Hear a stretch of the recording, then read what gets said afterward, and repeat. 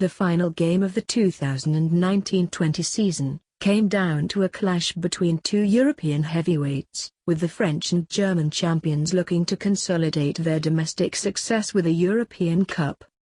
Bayern Munich came into the match as favourites, having won every Champions League match in their campaign, and brushing aside virtually all the opposition they had faced domestically since the new year, with only RB Leipzig able to hold them to a draw in 2020.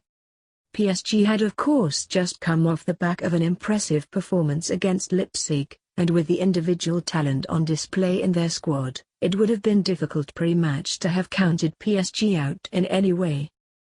Many pundits seemed to predict a firefight between the two teams, but with this being a Champions League final, that seemed fairly unlikely, and as it played out, the tactics of the game influenced the nature of the game quickly, and a high-scoring game didn't ensue. PSG's defensive system and its dynamics, with the Bayern build-up, is what defined the large majority of the game, and so, in this tactical analysis we will look at the asymmetric nature of PSG's structure, and how it influenced Bayern's ability to build up, as well as detailing how Bayern largely controlled the game. Oh, he loves to fire then! What a goal! Oh, I say!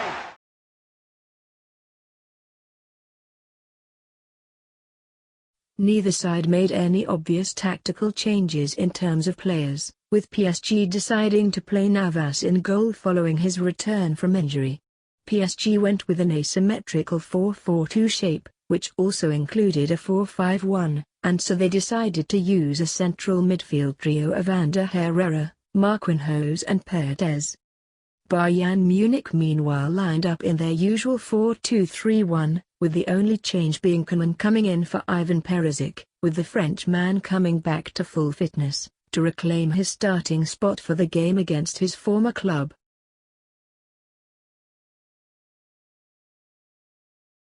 PSG used a fairly complex and subtle pressing system, in order to manipulate Bayern's build-up play, with an asymmetrical 4-4-2 system.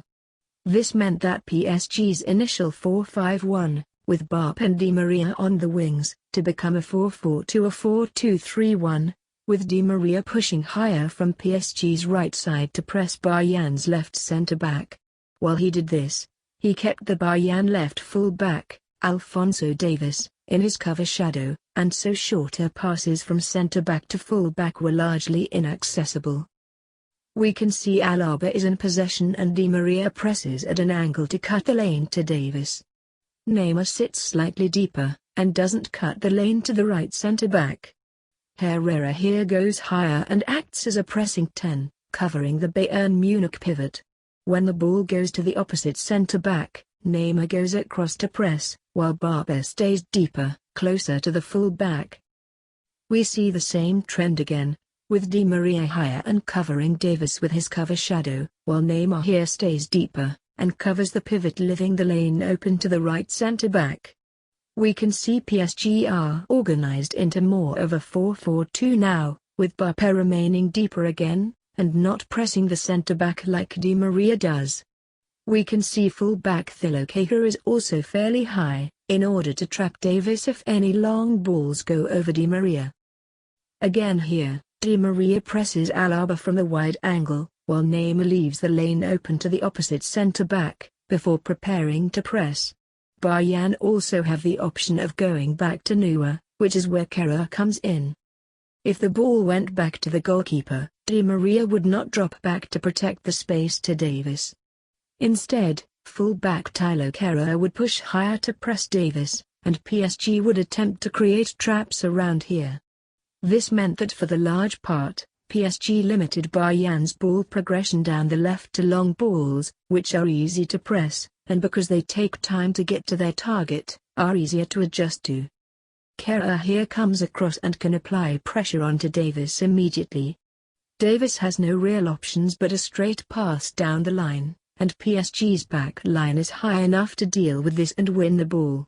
PSG were therefore successful in not allowing Bayern to progress down the left. Here Kehrer makes a nice movement that fullbacks use often. With the ball in the air going towards Davis, Kehrer feints to continue his run towards Davis. Up until Davis' final scan, Kehrer runs towards him. But as he jumps to go for the header, Kehrer drops back again slightly. When Davis goes for the header then, he believes Kehrer is close by and that he can head it over to him. But Kehrer drops back and is able to make an interception.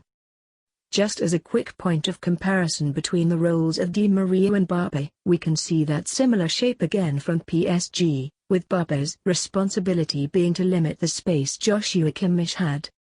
Neymar pressed the centre-back, while Di Maria pressed the other, and so PSG formed this lopsided 4-4-2.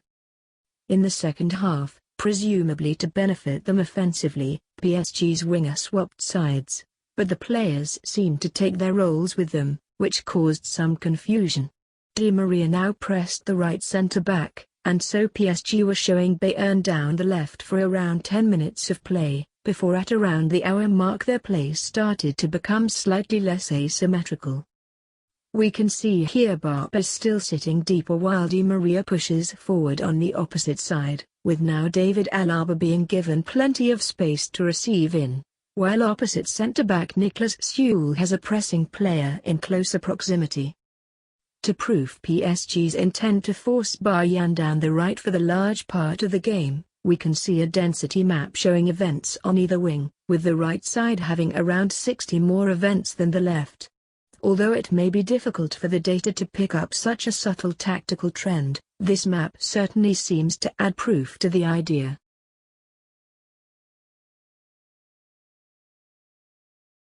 As a nice addition to the trend mentioned regarding asymmetric pressing, the large majority of the scenes picked for this analysis, from Bayern's build-up, happened to be from the right side.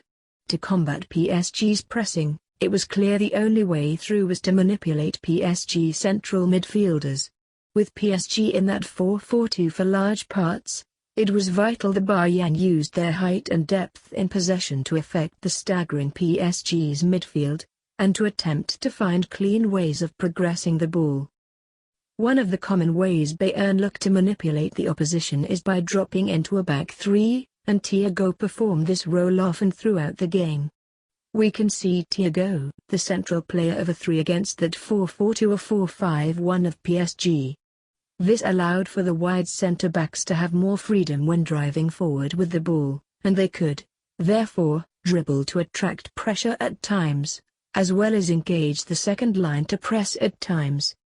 Thiago would also drop in as a single pivot or as a double pivot with Leon Goretzka, and his deep positioning is what caused PSG's midfield the most problems, despite it being something they likely expected. We can see a nice example here, with a PSG central midfielder dragged towards Thiago to press, which opens up a lane for Gnabry to come inside and receive. The nearest central midfielder is pinned by the player in front, and so Gnabry can receive and shield the ball from Marquinhos. Here, Thiago receives the ball just in front of the first line, and is able to shield from the player back pressing. With his body orientation forward, PSG's midfielder is triggered to press, and this allows for Serge Gnabry behind him, to come off at an angle to receive a pass. By Thiago constantly going deep to receive, he tests the triggers of the PSG pressers, and so it allows Bayern to manipulate teams at times and also gives them an easy method of ball circulation. Here we see Bayern start in a back 4 after half-time, with a 2+1 central build-up with Thiago as the pivot. The pass to Thiago triggers Marquinhos to jump out of the midfield to press. Thiago is able to play the ball backwards, and then drops to form the back 3.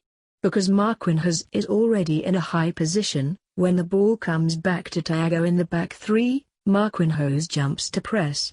This means PSG's central midfield numbers is reduced to 2, and Leon Goretzka then drops to assume the role of the single pivot. Goretzka's positioning is superb, as he is equidistant between the two PSG players more or less, and so both players make pressing movements towards him. The right central midfielder presses towards Goretzka, and so Müller drops into the space behind the pressing midfielder. Goretzka lays the ball off to the centre-back, and Müller can be found with a pass. Muller is then in a fantastic position to progress play, as he is now in behind that PSG second line and has runners looking to get in behind the PSG back line. Bayern's goal came from one of these situations with Thiago dropping deep, with this being a way for Bayern to bypass that first line, and have some time on the ball. Here it is a smart move by Joshua Kimmich that allows for ball progression. Bayern placed two central players on the PSG central midfielders, which helps to occupy and pin them in place. Kimmich makes his way inwards from full back, behind the winger and receives in the half space completely unmarked. This allows Kimmich to progress the ball for an Gnabry cross, before Kimmich delivered his own cross which was headed in by Coman.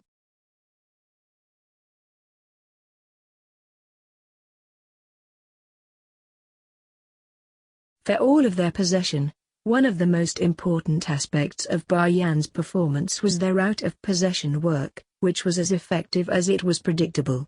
Bayern used their usual 4-2-3-1 press, however, as was seen in the Chelsea game, there was less flexibility within the formation, with Bayern usually sticking to that 4-2-3-1.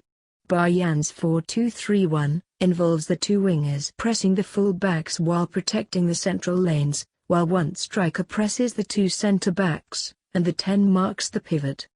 The Bayern central midfielders then press the PSG central midfielders from behind. Some flexibility was able to be achieved by Lewandowski and Müller, with the two often swapping the role of the striker position and pressing the centre-backs. We can see Lewandowski here drops and keeps the ball near pivot in his cover shadow. We can see Thiago performs his role excellently here to force the ball out of play, with Bayern's more conservative structure helping them here too. We can see Gnabry has stayed higher, having pressed the far centre-back, while Müller occupies that number 10 role and is able to remain close to the pivot. In previous games using this 4-2-3-1, Müller would press higher and move into a 4-4-2, however, when facing up against the PSG in possession shape of a 4-3-3, Hansi Flick clearly wanted increased numbers to prevent overloads being created. For PSG, the most high-reward method of progression seemed to be through the use of a double pivot, but due to the way they were set up out of possession, they probably didn't allow themselves enough opportunities to execute it consistently. We can see in this situation the usual pressing structure, but this time a double pivot is put in place. Due to the depth of the play, Bayern's central midfielders were not keen on pressing that high, and the far winger was not always aware of this pass, and so it could be found at times. Here the centre-back is unable to spot the pass and PSG clear the ball long.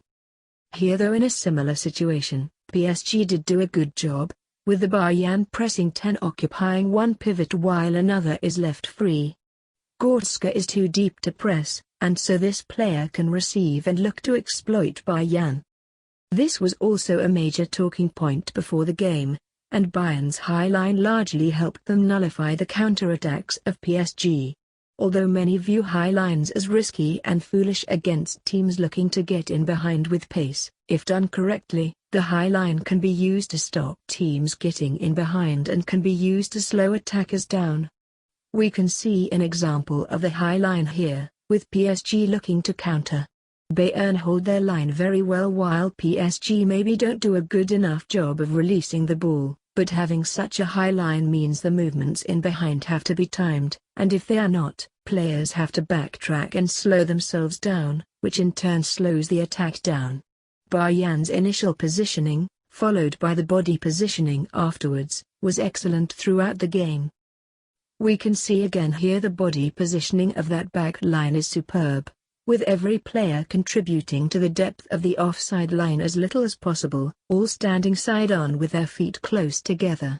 Players don't take big steps or lean, and so it is rare that teams are ever able to get past it effectively. This allows them to strangle the space PSG look to attack in completely, and the ball carrier now has no real options. On top of this, Bayern's counter-pressing and rest defense was generally good, with their central midfielders playing a large role in closing distances during counter-pressing moments. We can see a good example here where Herrera scans behind himself, initially and sees Thiago a distance away, before then scanning over his other shoulder prior to receiving. Thiago is able to speed up his run and make up the ground on Herrera, and so when he receives, Thiago can catch him in a blind side press. Bayern's counter-pressing usually relied on at least one player pressuring the ball, while nearby options were marked in a man-oriented way. We can see an example of this here with Thiago moving to make up a large distance to press a nearby PSG player.